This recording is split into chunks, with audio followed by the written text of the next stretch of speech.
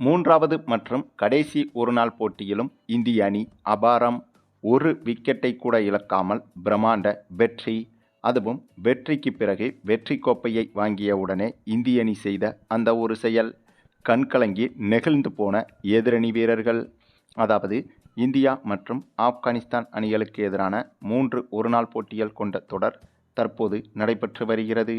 இதில் ஏற்கனவே 2 போட்டிகள் முடிவடைந்த நிலையில் இன்றைய தினம் 3வது ஒருநாள் போட்டி நடைபெற்றது.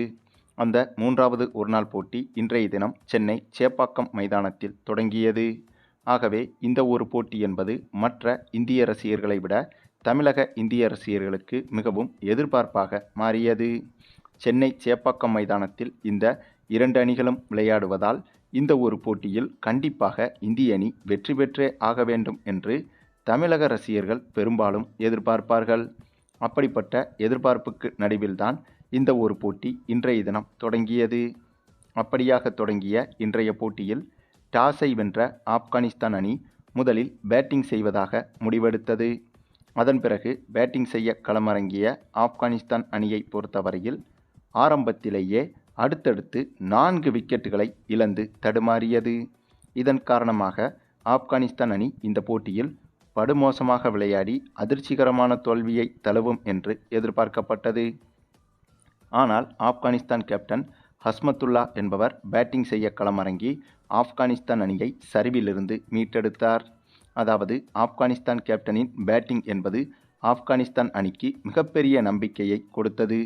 ஏனென்றால் 131 பந்துகளை எதிர்கொண்ட இவர் இதில் 13 பவுண்டரிகள் மற்றும் ஒரு சிக்சர் என அடித்து 102 ரன்கள் வரை குவித்துவிட்டார். இவருக்கு பக்கபலமாக ஹஸ்மத்துல்லா ஒமர்சாய் என்பவரும் சூப்பராக பேட்டிங் செய்து இவரும் அரை சதம் எடுத்து கொடுக்க, இதன் காரணமாக மிக குறைந்த ரன்னில் ஆல் அவுட் ஆக வேண்டிய ஆப்கானிஸ்தான் அணி தப்பி பிழைத்து 218 ரன்கள் வரை எடுத்துவிட்டது.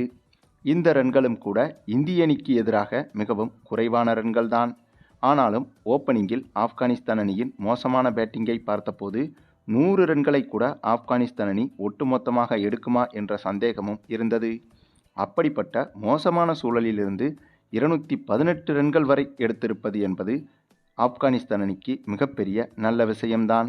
பின்னர் 219 ரன்கள் எடுத்தால் வெற்றி என்ற இலக்கோடு இந்த போட்டியில் களமிறங்கிய நம்முடைய இந்திய அணியை பொறுத்தவரையில் ஓப்பனிங் இறங்கிய யாஸ்வி ஜெய்ஸ்வாலும் ரோஹித் சர்மாவுமே நின்று இந்த போட்டியை மொத்தமாக முடித்துவிட்டனர் என்றுதான் சொல்ல வேண்டும். ஆமாங்க, ஓப்பனிங் இறங்கிய ரோஹித் சர்மாவும் யாஸ்வி ஜெய்ஸ்வாலும் சூப்பராக அதிரடியாக விளையாடி ஆப்கானிஸ்தான் அணியின் வெற்றியை இந்த இருவருமே பறித்துவிட்டனர். அதுவும் ஓவருக்கு 10 ரன்கள் வீதம் ஒவ்வொரு ஓவரிலும் தொடர்ச்சியாக அடித்து வந்தனர். அப்படியாக விளையாடி வந்த இந்த இருவருமே தலா அரை சதம் எடுத்துவிட்டனர். பின்னர் ஒரு கட்டத்தில் 79 ரன்கள் எடுத்திருந்த ஹிட்மேன் ரோஹித் சர்மா விக்கெட்டை இழந்துவிட்டார். 69 பந்துகளை எதிர்கொண்டு 3 சிக்சர்கள் 9 பவுண்டரிகள் என அடித்து 69 பந்தில் 79 ரன்களை குவித்திருந்தார் ரோஹித் சர்மா. அந்த சமயத்தில் இவரது விக்கெட்டை இழக்க, மற்றொரு புறம் யாஸ்வி ஜெய்ஸ்வால் விக்கெட்டை இழக்காமல் வெறித்தனமாக பேட்டிங் செய்து வந்தார். அதாவது வழக்கமாக யாஸ்வி ஜெய்ஸ்வாலை பொறுத்தவரையில் இவருக்கு டெஸ்ட் போட்டிகளில்தான் இந்திய அணி வாய்ப்பு கொடுக்கும். ஆனால் இந்த தொடரில்தான் முதல் முறையாக ஒருநாள் போட்டிகளிலும் யாஸ்வி ஜெய்ஸ்வாலை களமிறக்கியது இந்திய அணி. அப்படியாக இந்த தொடரில் களமிறங்கிய யாஸ்வி ஜெய்ஸ்வால் கடந்த 2வது ஒருநாள் போட்டியில்தான் இந்த தொடரில் முதல் முறையாக களமிறக்கப்பட்டார். அப்படி களமிறங்கிய அந்த போட்டியில் சொற்ப ரன்களில் விக்கெட்டை இழந்து மிகப்பெரிய ஏமாற்றத்தை கொடுத்திருந்தார்.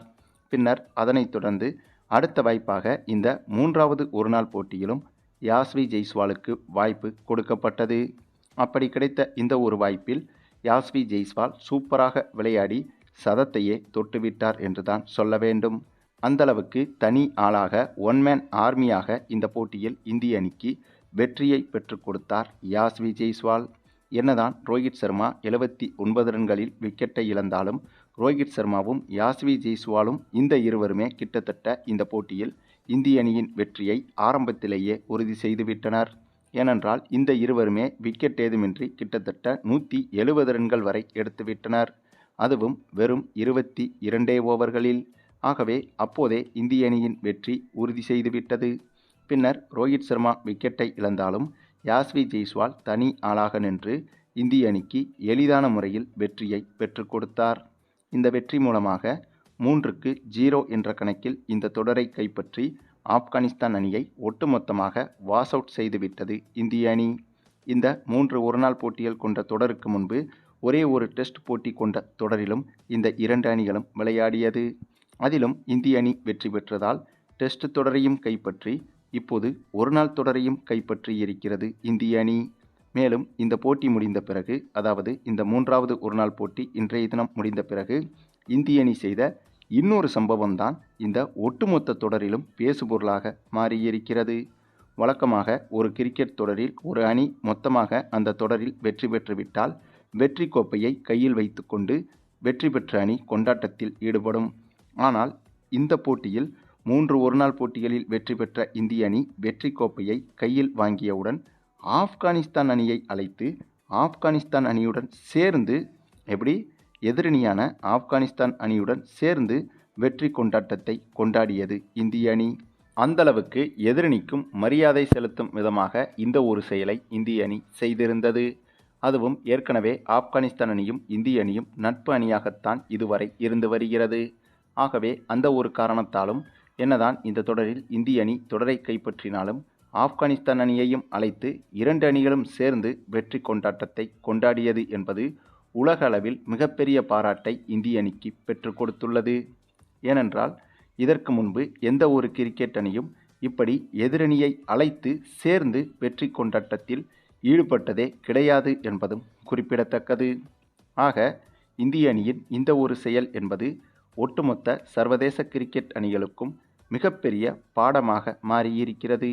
என்னதான் ஒரு அணி மற்ற அணியை தொடர்ச்சியாக வீழ்த்தி வெற்றி பெற்றாலும் கூட தோல்வியடைந்த அணியை ஏளனமாக பார்க்காமல் அந்த அணிக்கும் அந்த அணி வீரர்களுக்கும் அந்த அணி வீரர்களின் திறமைக்கும் மரியாதை செலுத்துவது போல வெற்றி கோப்பையை 2 அணிகளும் பகிர்ந்து கொண்டாட்டத்தில் ஈடுபட்டது என்பது உண்மையிலேயே இந்திய அணியின் பெருந்தன்மையை இந்த ஒட்டுமொத்த உலகத்திற்கும் காட்டியுள்ளது என்றுதான் சொல்ல வேண்டும். மேலும் இந்த தொடர் முடிந்த கையோடு அடுத்ததாக இங்கிலாந்துக்கு எதிரான தொடரில் இந்திய அணி களமிறங்குகிறது. ஆகவே இங்கிலாந்து போன்ற மிகப்பெரிய அணிக்கு எதிரான தொடருக்கு முன்பாக இந்திய அணிக்கு இப்படி ஒரு தொடர் வெற்றி என்பது மிகப்பெரிய உத்வேகமாகவும் இருக்கும் என்பதில் எந்த ஒரு சந்தேகமும் கிடையாது. ஆகவே கண்டிப்பாக இந்த ஆப்கானிஸ்தான் அணிக்கு எதிரான இந்த தொடர் வெற்றி என்பது இங்கிலாந்து அணிக்கு எதிராக இந்திய அணியை இன்னும் சிறப்பாக செயல்பட மிகப்பெரிய உந்துதலாக இருக்கும் என்பதும் குறிப்பிடத்தக்கது. சரி, நீங்கள் சொல்லுங்கள், இந்திய அணியின் இந்த ஒரு தொடர் வெற்றியை பற்றியும் குறிப்பாக இந்த போட்டியில் வெற்றி பெற்ற இந்திய அணி ஆப்கானிஸ்தான் அணியை அழைத்து 2 அணிகளும் சேர்ந்து வெற்றி கொண்டாட்டத்தில் ஈடுபட்டதை பற்றியும் உங்களுடைய கருத்துக்களையும் கமெண்டில் தெரிவிங்க. மேலும் இந்த வீடியோ பிடிச்சிருந்தா லைக் பண்ணுங்கள், மற்ற அனைவருக்கும் ஷேர் பண்ணுங்கள், மறக்காமல் நம்ம சேனலை சப்ஸ்கிரைப் பண்ணுங்கள்.